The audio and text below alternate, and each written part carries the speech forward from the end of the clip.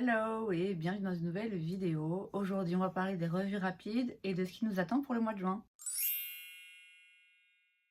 Les revues rapides, pour rappel, c'est un concept que j'ai commencé sur ma chaîne, il me semble en juillet ou août 2023, à une époque en fait où j'avais acheté beaucoup de make-up et on va y revenir.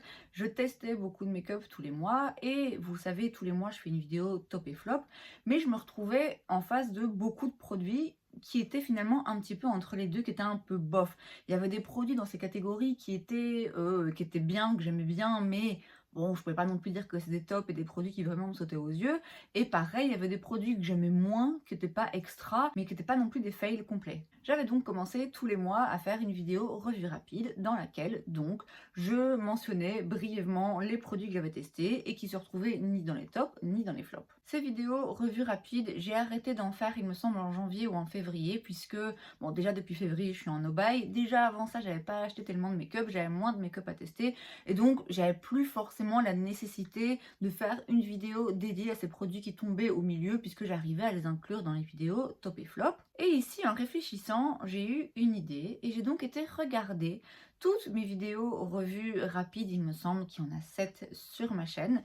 J'ai pris note de tous les produits et punaise, il y en a de tous les produits qui se sont retrouvés donc dans mes revues rapides. Et ensuite, j'ai été tous les sortir de ma collection. Et je vais déjà faire une première remarque. Ce sont donc tous des produits a priori que j'ai achetés en 2023. Il y a peut-être l'une ou l'autre exception, peut-être d'un produit que j'ai acheté en janvier 2024 ou de produits que j'avais achetés fin 2022 que j'avais pas encore eu l'occasion de tester, mais globalement, ce sont pour la plupart des produits que j'ai achetés en 2023. Et je remarque donc que j'ai acheté une quantité de maquillage en 2023 vraiment, vraiment impressionnante. Parce que tout ça, donc tout ce que je vous montre là, tout ça, encore ça, et ça ne contient que les flops. Donc il y a aussi plein d'autres produits que j'ai achetés en 2023 qui se sont retrouvés dans les tops, qui se sont retrouvés dans les flops. D'ailleurs, là, bon, j'allais dire mes tiroirs sont vides. Non, j'exagère. Mais après avoir tout retiré des tiroirs de ma collection et tout réuni au même endroit, je me rends compte que oui, ça fait vraiment beaucoup de choses. Je me suis retrouvée avec des cartons et des cartons remplis de make-up en me disant waouh, tout ça, je l'ai acheté en l'espace d'une année, même moins d'une année en vrai. Pour info, il y a 6 blocs là. Ce bloc où il y a 6 petits tiroirs. Tout ça, c'est donc rempli, et encore les palettes à côté, c'est rempli de tout ce maquillage. Donc, je remarque d'abord que j'ai acheté beaucoup de choses en 2023 et du coup, ceci explique cela. Parce que forcément, si vous testez 10 blushs par mois, oui, ça va commencer à être un petit peu compliqué d'en avoir qui sortent particulièrement du lot. Et effectivement, il y en a plein qui vont se retrouver, oui, bon, ils sont sympas. Si on teste 10 blushs par mois, je dis 10 blushs comme ça au hasard, mais si on teste beaucoup de produits tous les mois, oui, forcément, on a moins l'occasion de tous les tester vraiment de plein de façons différentes pour vraiment se faire une opinion. Et donc, effectivement, encore une fois, ça se retrouve en oui, c'est sympa, j'ai rien de particulier à dire parce qu'en fait, j'ai pas eu le temps de le tester parce que j'ai 1000 choses. La deuxième remarque, du coup, que je tiens à faire, c'est que, mine de rien, là, en 2024, je suis grave raisonnable. Alors, je suis en no-buy depuis fin février et en vrai, déjà un petit peu avant, j'avais arrêté quand même d'acheter et même en janvier, il me semble pas avoir acheté beaucoup de choses. Mais je me rends compte, mine de rien, on est presque à la moitié de l'année. Il y a déjà 5 mois qui se sont écoulés. Bon, moi, je vous filme ça, on est le 22 mai. Mais bon, à une semaine près, hein, on va dire qu'il y a 5 mois de l'année qui se sont écoulés. On est presque à la moitié.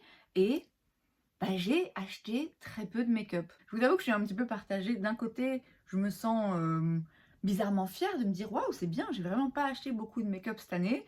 Et en même temps, du coup, je me dis ah bah oui, merde, j'ai pas encore acheté beaucoup de make-up cette année. Comme s'il fallait absolument que chaque année j'achète plein de make-up, comme si là j'avais du retard à rattraper. Mais bon, ça, ce sera plutôt pour une vidéo dans laquelle je parlerai de mon no-buy, de la fin de mon no-buy, et ça arrivera d'ici quelques jours. Donc, revenons-en au sujet principal de cette vidéo, c'est-à-dire tous les produits que j'ai mentionnés dans mes revues rapides, pourquoi je les ai sortis de ma collection et qu'est-ce que je vais en faire. Alors, le but est de les utiliser presque exclusivement au mois de juin. Alors je ne vais pas aller jusqu'à dire que je ne ferai jamais d'exception et que j'utiliserai jamais d'autres produits de ma collection parce que forcément il y aura bien une ou deux fois où j'aurai envie d'utiliser une autre palette ou alors j'aurai besoin d'un autre fond de teint ou d'un autre spray ou quoi au caisse. Mais je vais essayer le plus possible de n'utiliser que ces produits qui se sont donc retrouvés dans mes revues rapides. Le but est double. Alors d'abord de voir s'il n'y a pas quand même des gagnants et des perdants qui se détachent. Alors je pense quand même que globalement il y a pas mal de ces produits qui se retrouveront toujours un petit peu entre les deux. Il y aura toujours pas mal de ces produits où je me dirais ouais, bon, c'est bien, mais c'est pas un coup de cœur. Et d'autres produits, je me dirais, ouais, j'en suis pas dingue, mais c'est pas non plus quelque chose de complètement loupé que je déteste. Néanmoins, en me concentrant uniquement sur ces produits, je pense qu'il sera quand même plus aisé de trouver vraiment des produits qui sortent un petit peu plus du lot et d'autres produits pour lesquels je me dirais, ouais, non, ça c'est bon, j'ai essayé, ouais, ok, c'est pas complètement loupé, mais clairement c'est pas un favori et c'est un produit dont je pourrais me débarrasser. Donc le but, dans un premier temps, c'est de pouvoir en ressortir peut-être quelques tops et quelques flops. Et dans un deuxième temps, le but est aussi de m'inspirer, en fait, de me donner des idées. Parce que en ce moment, bon, déjà j'ai moins le temps de filmer et j'ai aussi un petit peu moins d'inspiration parce que j'ai pas mal de cases de mon cerveau qui sont occupées par le travail, ce qui fait que réfléchir à tiens, quel genre de vidéo je pourrais faire, quel make-up je pourrais utiliser, quelle palette je pourrais utiliser pour faire un look ou un deviner la palette ou quoi au caisse. Très franchement, non, là, il n'y a pas la place. Et le problème, c'est que comme j'ai une collection de maquillage un peu imposante, j'ai beaucoup de choix et du coup, je me retrouve parfois un petit peu dans la situation trop de choix, tue le choix. Vous voyez, quand j'ouvre tous mes tiroirs, j'ai pas comme ça des choses qui me sautent aux yeux ou ça me donne des idées de vidéos. Alors que là, si tout est réuni de façon un petit peu plus condensée, même si je vous dis, il y a de quoi faire, ça va peut-être me débloquer certaines idées, notamment des comparaisons entre certains blushs par exemple que j'aurais pas forcément pensé à faire, ou l'un ou l'autre test un peu plus ciblé sur une journée pour vérifier la tenue d'un fond de teint ou d'un spray ou d'un anti-cerne. En gros, le fait de retester ces produits de façon un petit peu plus approfondie, bah ça va me donner du contenu en fait à créer et à poster sur ma chaîne pendant le mois de juin. Et c'est donc ça qui nous attend tout au long du mois de juin. Je vais faire d'autres choses, je continue les Will I Bake le lundi évidemment, je continue à mon avis les vlogs les vendredis, peut-être pas à chaque fois mais à mon avis quand même assez régulièrement. Mais entre temps je vais essayer de centrer pas mal de mon contenu sur tous ces produits pour les tester un petit peu plus en profondeur. Donc je vous ai dit que après avoir regardé toutes mes anciennes vidéos en avance rapide, hein, parce que c'était long, j'ai sorti tous les produits concernés par les revues rapides de ma collection et je tiens à préciser qu'on a deux qui manquent. Il y a tout d'abord un crayon à sourcils de chez Essence, c'était le Micro Precise Eyebrow Pencil que j'ai vidé en fait, et je pense que du coup on peut déjà dire que c'était un top même si c'est pas mon crayon à sourcils préféré. Il coûte 2-3 euros, je l'ai vidé donc c'est que j'ai apprécié l'utiliser, donc allez on va dire que celui-là on pourra le classer dans les tops. Et un autre produit que je n'ai pas retrouvé dans ma collection parce que je m'en suis débarrassée, c'est un produit de chez Jenny House Cosmetics que j'avais trouvé sur YesStyle. C'est le Jewel Fit Highlighter. C'était un highlighter liquide avec un embout mousse qui est mis sur Charlotte Tilbury. Je m'en suis débarrassée parce que je me rendais compte que je le mettais jamais. Donc je pense que ça, on peut aussi le mettre dans les flops. Donc on va aller regarder un petit peu ce qui se passe dans les tiroirs. Donc voilà les fameux petits tiroirs remplis de, j'allais dire tous les produits, mais même pas, d'une partie des produits que j'ai achetés en 2023 et qui du coup se sont retrouvés dans les revues rapides.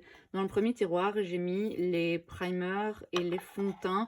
C'est notamment ici où je me dis qu'il y a plus de possibilités que j'aille piocher dans ma collection parce que si je me rends très vite compte que les fonds de teint ne me conviennent pas ou ne vont plus à ma carnation actuelle, bon, je vais pas m'entêter à utiliser des trucs qui sont moches et dégueulasses.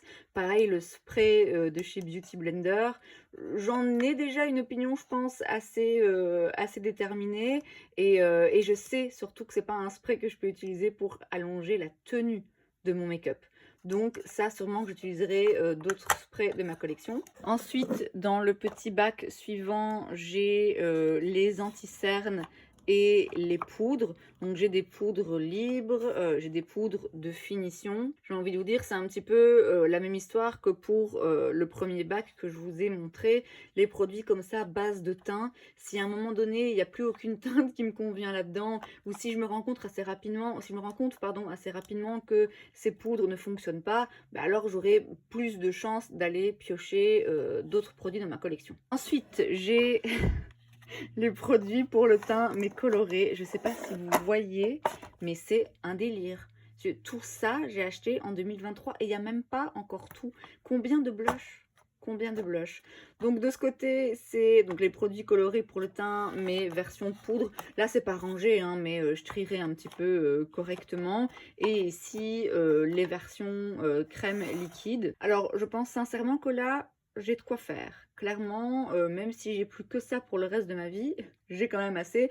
Donc dans les blush, bronzer, highlighter, je doute, très très franchement, je doute d'avoir besoin d'aller piocher dans ma collection. Je pense que je trouverai mon bonheur dans ces tiroirs. Bon, je vous dis ça, mais il se peut qu'un jour j'ai envie d'utiliser mon blush Dior, et dans ce cas-là, j'utiliserai mon blush Dior.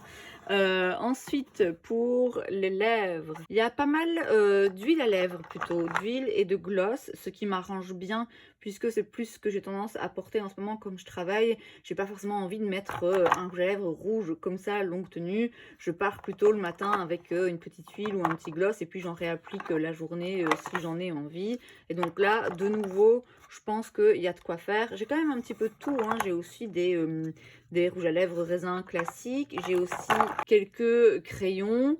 Les crayons, vous savez, hein, vous savez que je peux pas vivre sans mes crayons à lèvres de chez Catrice.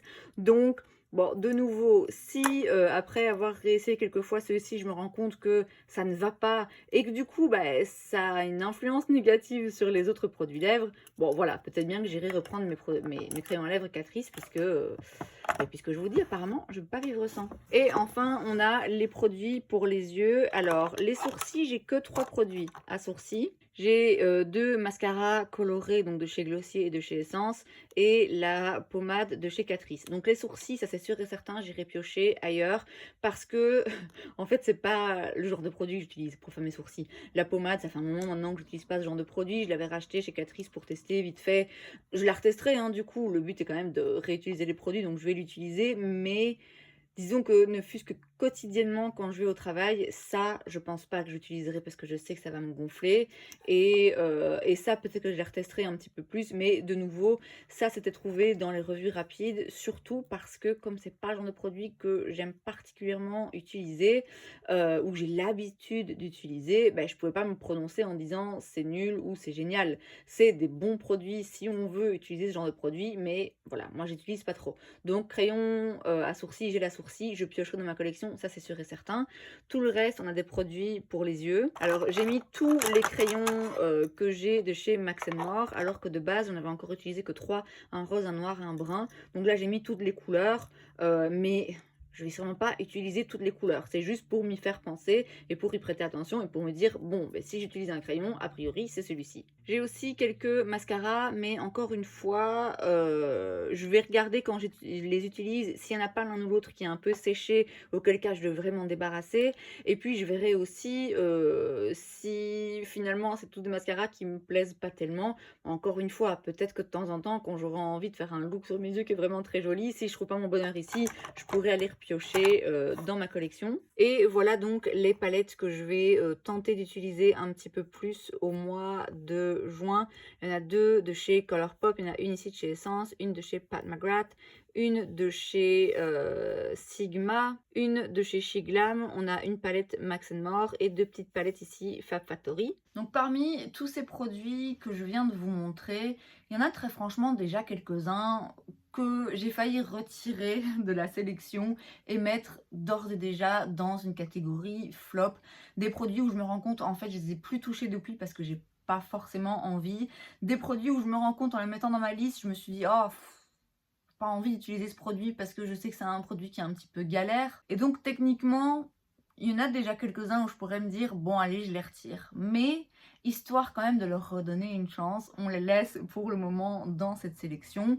Et puis si je me rends compte après quelques jours, quelques semaines que en fait vraiment ces produits-là, je vais pas y toucher, alors dans ce cas-là, je pourrais les retirer et me dire que bon, finalement, ces produits qui étaient au début un petit peu bof sont devenus des flops que je pourrais tout aussi bien retirer de ma collection. Ce que je n'ai pas inclus par contre dans cette sélection, enfin que j'ai déjà retiré de la sélection, ce sont les produits qui à la base étaient dans les revues rapides quelque part entre les flops et les tops et qui entre-temps sont devenus des tops. Ça, je vais vous en faire une vidéo à part que vous aurez du coup très bientôt. Et puis je vous dis, qui sait, peut-être que là derrière, il y en a qui viendront rejoindre cette sélection qui est passée de bof à top. Donc voilà le programme, je vous dis, déjà vous allez avoir très prochainement une vidéo dans laquelle je vous montre les produits qui déjà peuvent être sortis des revues rapides parce qu'ils sont devenus top. Vous aurez des comparaisons de certains produits qui peuvent être comparés.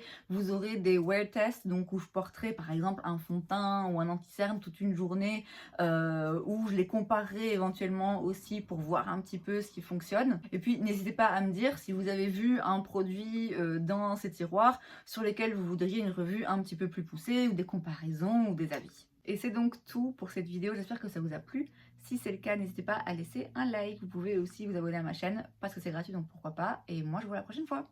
Bye!